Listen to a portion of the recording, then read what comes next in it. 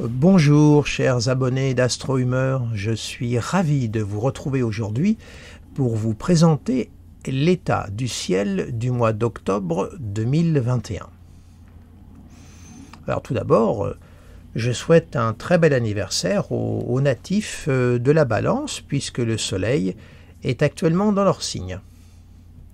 Alors de façon générale, le Soleil, jusqu'au 23 octobre, va être accompagné de la planète Mars, c'est-à-dire, comme on dit en astrologie, il y a une conjonction Soleil-Mars. Autrement dit, l'idée c'est que les planètes sont côte à côte. Elles suivent une route parallèle pour vous donner une représentation un petit peu visuelle de la configuration planétaire. Alors qu'est-ce que ça signifie? Soleil-Mars, ce sont deux planètes de feu. Donc ça donne du dynamisme, de l'énergie. Ces deux planètes-là sont sous la maîtrise de la planète Vénus, puisque dans le signe de la Balance, et comme je vous l'ai expliqué, Vénus est la planète maîtresse de la Balance. Donc ça donne un besoin de créer des liens, d'organiser des activités, des rencontres, d'organiser des activités à caractère culturel. Bref, tout ce qui a trait à la vie sociale, relationnelle, est valorisé. Les journées du 8, 9 et 10 octobre, Mercure, dans sa phase de rétrogradation, et à ce sujet je vous renvoie au podcast sur Mercure rétrograde en Balance que j'ai mis en ligne le 28 septembre dernier, donc dis-je, Mercure dans sa phase de rétrogradation va s'ajouter au duo Soleil-Mars. Ce qui fait que action et pensée seront imbriquées, liées. De ce fait, il faudra éviter de céder à la précipitation, à l'impulsivité propre à Mars, qui tend à attiser, aiguiser les choses. Donc, si cette configuration planétaire est dynamique, créative, il faudra veiller cependant à bien analyser les tenants et les aboutissants avant de nous lancer dans un projet, surtout s'il est d'ordre collectif. Alors sont principalement concernés les signes de la Balance, bien sûr, les Gémeaux et les Verseaux. Pour ces derniers, les Verseaux, c'est une période positive, bien sûr, et surtout pour les Gémeaux, puisque Mercure est votre planète maîtresse. Néanmoins, ne prenez pas à la légère les difficultés qui pourraient se présenter à vous, et évitez, autant que faire se peut, de remettre au lendemain ce que vous pouvez traiter le jour même. Pour les Verseaux, la présence de Saturne et de Jupiter à vos côtés vous aide à avancer et structurer vos idées et vos projets. Il y a de la reconnaissance, vous êtes apprécié, en parlant bien de vous, bref, vous avez la cote. La période qui s'étend du 14 au 23 octobre est pleine d'espoir. Le beau trigone Soleil-Jupiter vous met sous les feux de la rampe, donc si vous avez des démarches à faire, des entretiens, etc., mettez à profit ces jours. Pour les comédiens, c'est le moment de passer des auditions, de vous montrer. Pour les natifs du Bélier, une prise de recul s'impose. Si vous avez le sentiment de ne pas être compris, si l'on s'oppose à vos idées, on vous contredit, n'en prenez pas ombrage, laissez passer. Après le 19 octobre, les choses rentreront progressivement dans l'ordre.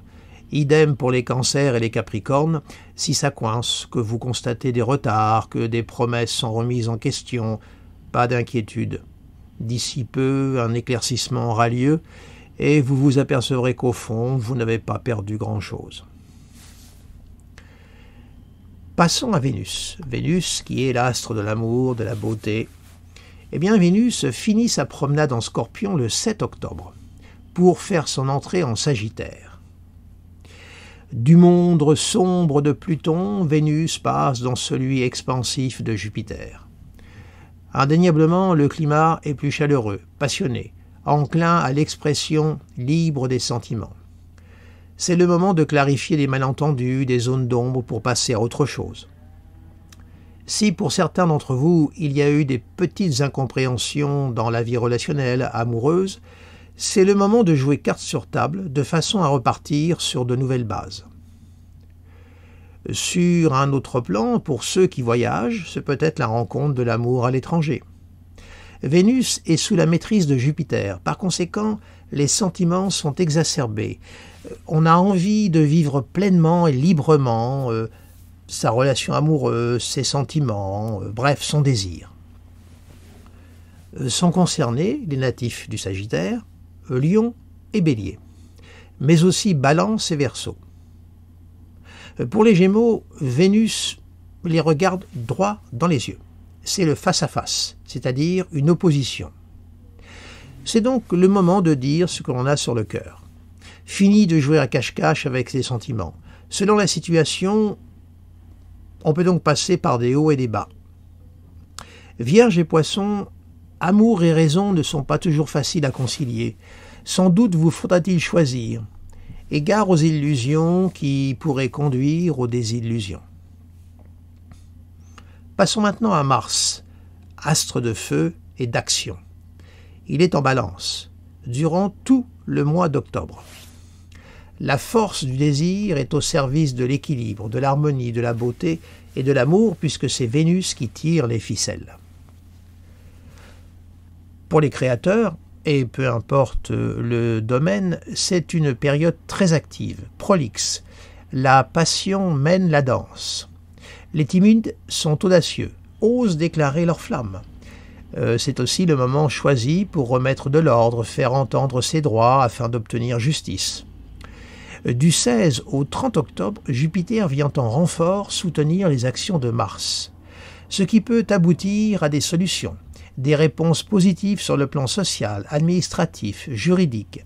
Il y a dans cette configuration Jupiter-Mars de la vitalité, de l'énergie, voire de la combativité, mais au service de l'équité, de l'harmonie. Sont concernés les natifs de la Balance, Gémeaux et Verseau, ainsi que les Lions et les Sagittaires. Pour les Béliers, Mars, votre planète, vous fait face. Elle est en opposition. Alors, même si vous êtes dans votre droit, soyez diplomate dans la façon de dire les choses, n'envenimez pas la situation, mais n'allez pas vous faire des ennemis. Essayez d'adopter la formule « une main de fer dans un gant de velours ». C'est un conseil. Pour les premiers décans du Scorpion, Taureau et Lion, encore des efforts, tenez. Vous avez fait ce qu'il fallait, mais il y a encore des doutes. Les choses ne vont pas à la vitesse désirée. Pas grave. Saturne vous demande de prendre votre temps, de bien approfondir les choses. Retenez que chaque marche franchie est gagnée. Vous n'aurez pas à y revenir. Avec Saturne, il faut toujours faire du temps un allié. Je ne cesserai jamais de le répéter. Pour les derniers décans du Scorpion, Lion et Taureau, veillez à ne pas voir trop grand. Souvenez-vous de l'adage qui trop embrasse mal étreint. Ne vous laissez pas emporter par trop d'enthousiasme, car ensuite il faudra assumer. Jupiter vous regarde et il risquerait de vous couper il risquerait de vous amener à couper la ligne jaune, de vous faire commettre le pas de trop. Donc prenez du recul. N'oubliez pas cet adage romain, Jupiter rend fou ceux qu'il veut perdre. Donc si actuellement Jupiter est plutôt à vos côtés, et ma foi c'est plutôt une présence positive, faites attention quand même de ne pas exagérer les situations, de ne pas, chercher à aller plus loin que ce que vous pouvez être capable de faire. Parce que n'oubliez pas que Jupiter est en transit, et le transit, c'est un passage. Et ensuite, lorsqu'il s'en va, eh bien, il faudra assumer la charge des choses. Passons maintenant aux lunaisons du mois. La nouvelle lune se fait le 6 octobre dans le signe de la Balance. Donc les Balances, ce mois-ci, sont très très à l'honneur. Cette lunaison englobe la présence de Mars. Ce sera donc une nouvelle lune électrique. On est à fleur de peau, très réactif. La lune régit la vie affective, les sentiments, l'instinct, mais aussi la part de rêve. Il y a donc de l'effervescence dans cette nouvelle lune. La pleine lune, elle, se fait le 20 octobre en Bélier, une lune dans un signe de feu, et elle sera dans l'opposition de Mars. Là aussi, c'est du feu, c'est intense, ça crépite. Il y a des risques de débordement émotionnel, on a du mal à se contrôler, on réagit vite, trop vite, on est acerbe. Par conséquent, le calme, la distance seront les bienvenus. Voilà, ici s'achève cette petite note succincte sur le mois d'octobre 2021.